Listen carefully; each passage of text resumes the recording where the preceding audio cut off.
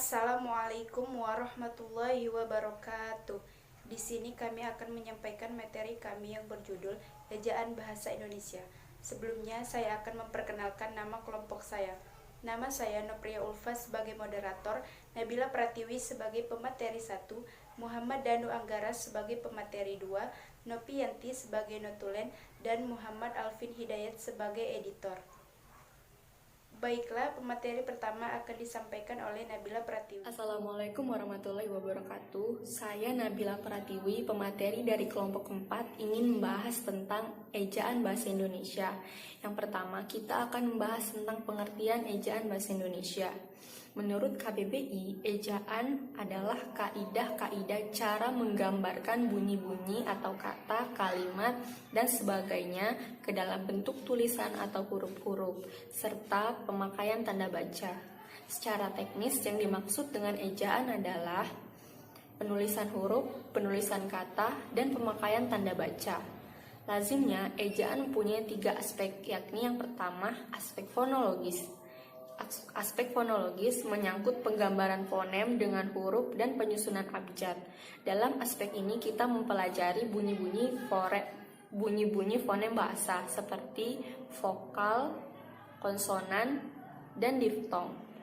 Kemudian ada aspek morfologi yang menyangkut penggambaran satuan-satuan morfemis dan aspek sintaksis yang menyangkut penanda ujaran tanda baca. Menurut Haryatmo, Sri 2009. Dalam Kamus Umum Bahasa Indonesia, dinyatakan ejaan adalah cara atau aturan menuliskan kata-kata dengan huruf. Misalnya, kata huruf dahulu HOEROEF. Kata itu telah diatur dengan ejaan yang sesuai, dan yang sekarang kita pergunakan adalah huruf HURUF. Ejaan dibagi lagi menjadi 2 macam, yakni ejaan fonetis dan ejaan fonemis.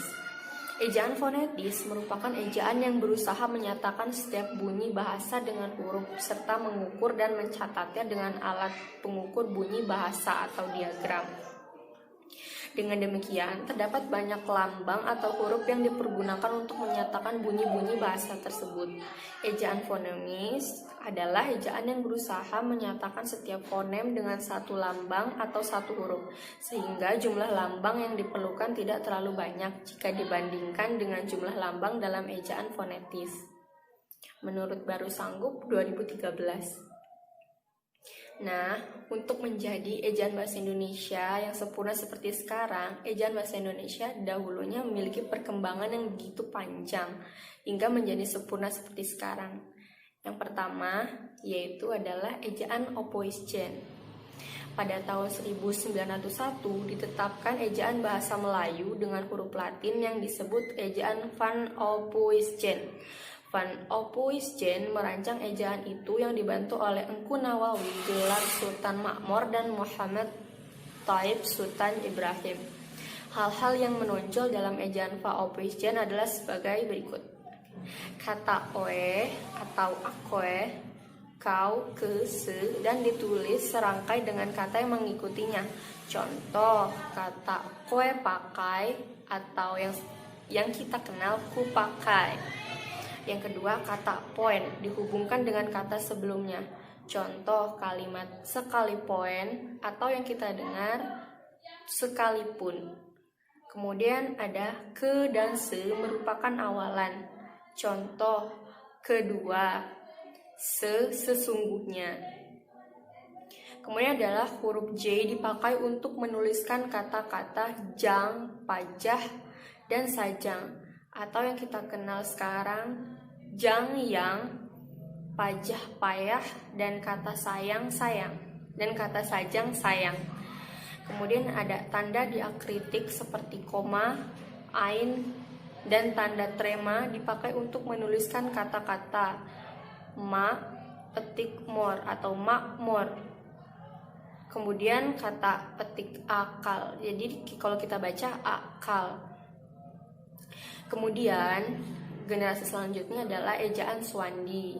Ejaan ini menggantikan ejaan Pan-Opoisjen setelah diresmikan pada tanggal 19 Maret 1947. Berdasarkan surat keputusan Menteri Pendidikan, Pengajaran, dan Kebudayaan, Raden Swandi yang waktu itu menjabat sebagai Menteri Pendidikan, pembaharuan dari ejaan Swandi terletak dalam penggunaan diftong atau gabungan dua huruf vokal, OE yang diganti menjadi huruf U, dan dihapuskannya tanda apostrof. Tanda apostrof ini digantikan menjadi huruf K atau tidak dituliskan sama sekali.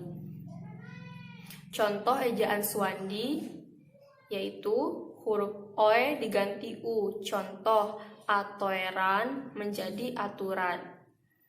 Yang kedua, bunyi hamzah dan bunyi sentak diganti huruf K. Contoh tidak, rakyat atau rakyat yang kita kenal sekarang.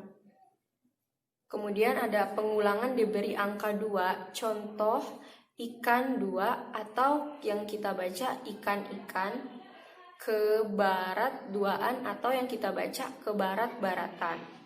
Kemudian kata dasar huruf E boleh dihilangkan.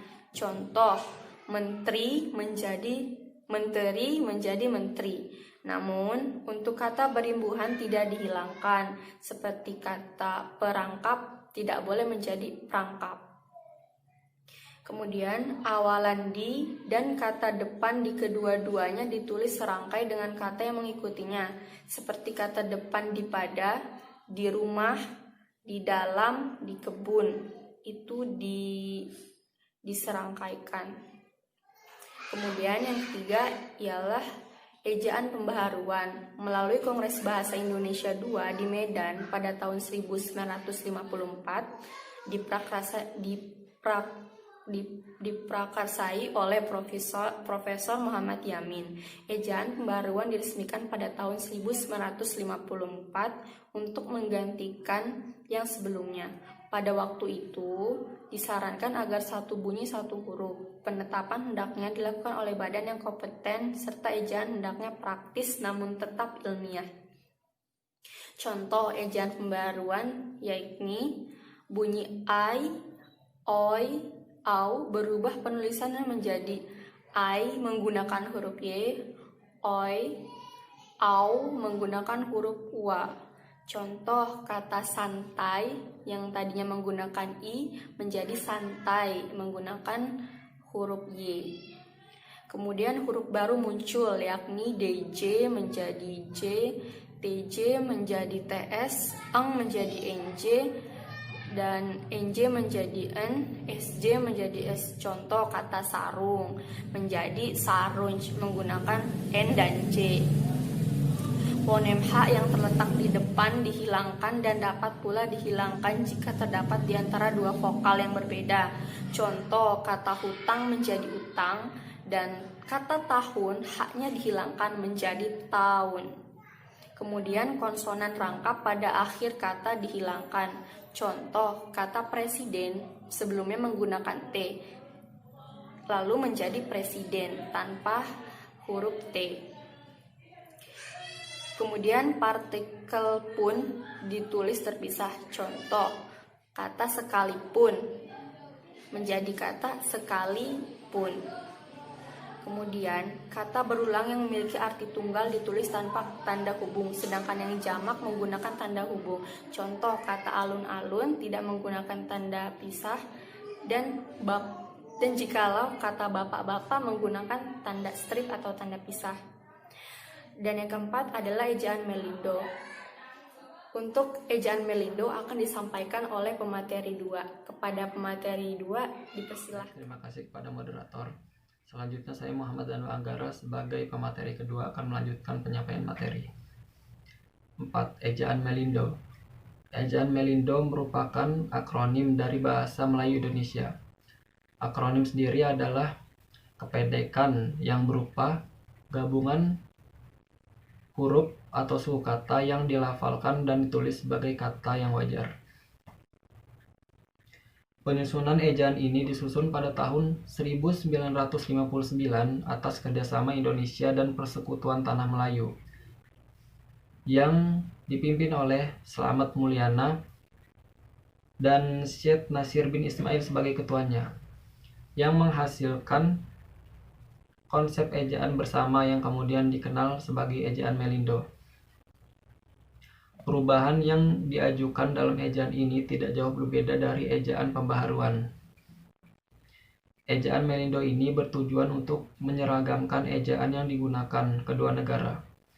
Ejaan ini pun gagal diresmikan akibat ketegangan politik antara Indonesia dan Malaysia waktu itu. Berikut contoh ejaan Melindo, antara lain muncul huruf baru yakni C menggunakan TJ dan NC menggunakan NJ. Contohnya yaitu Jinta yang menggunakan konsonan TJ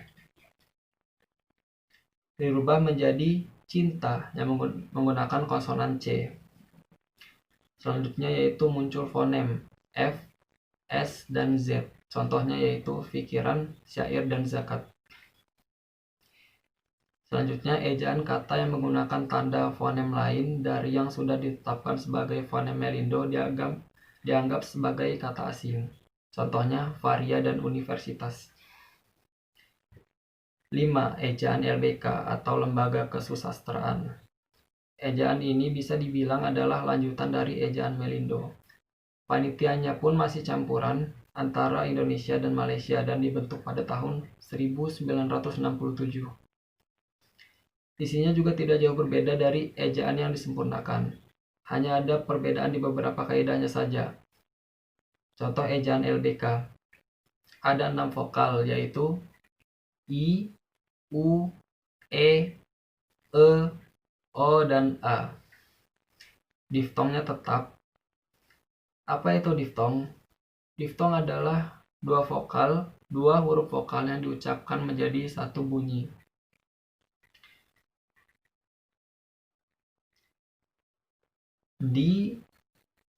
Kata di dan ke dibedakan preposisi dan imbuhan.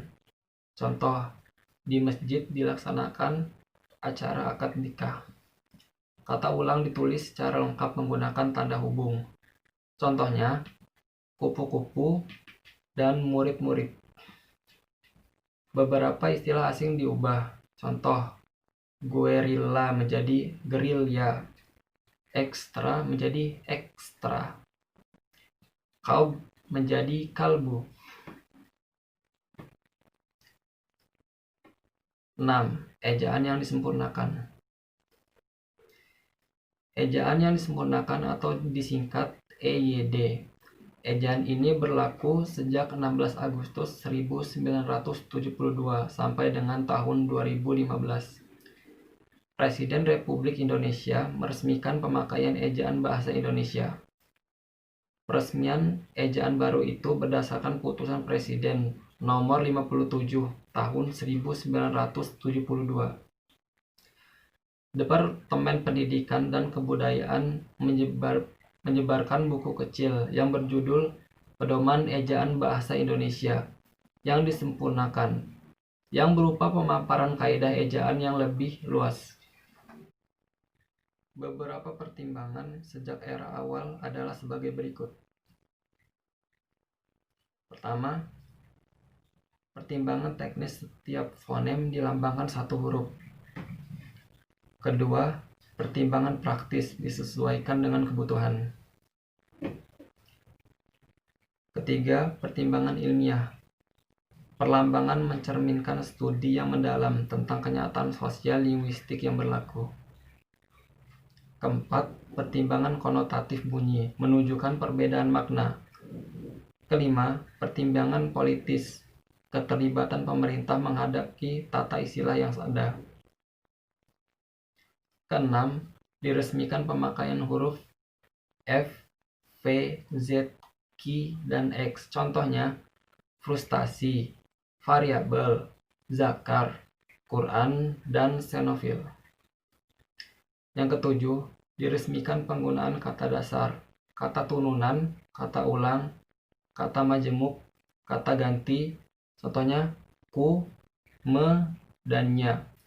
Kata depan, contohnya di, ke, dan dari. Kata si dan sang, partikel dan akronim. angka dan lambang bilangan. Kedelapan, diresmikan penulisan unsur serapan. Contohnya adalah kata editor.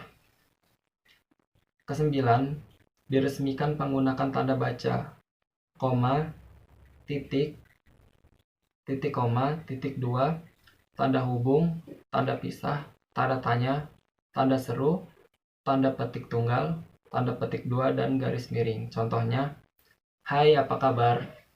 Hai di sini menggunakan tanda seru, artinya kata hai diucapkan dengan penuh kesungguhan. 7. Pedoman Umum Ejaan Bahasa Indonesia. Berdasarkan Peraturan Menteri Pendidikan dan Kebudayaan Republik Indonesia Nomor 50 Tahun 2015 tentang Pedoman Umum Ejaan Bahasa Indonesia atau disingkat PUEBI pun resmi berlaku sebagai ejaan baru bahasa Indonesia. Ejaan ini bertujuan untuk menyempurnakan EYD, terutama dalam hal penambahan diftong, penggunaan huruf kapital, dan cetak tebal. Adapun latar belakang dari perubahan ini antara lain karena 1. Adanya kemajuan dalam berbagai ilmu.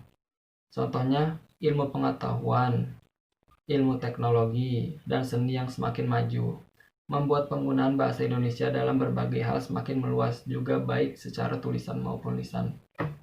Ini yang menjadi salah satu alasan kenapa perlunya perubahan pada ejaan bahasa Indonesia. Lalu yang kedua yaitu memantapkan fungsi bahasa Indonesia. Ejaan bahasa Indonesia perlu disempurnakan untuk memantapkan fungsi bahasa Indonesia sebagai bahasa negara. Perubahan ejaan ini bukan berarti mengubah secara keseluruhan isi dari EYD. Sekian dari saya, selanjutnya saya kembalikan kepada moderator. Itu saja yang dapat kami sampaikan, kurang lebihnya kami mohon maaf. Kami ucapkan terima kasih. Wassalamualaikum warahmatullahi wabarakatuh.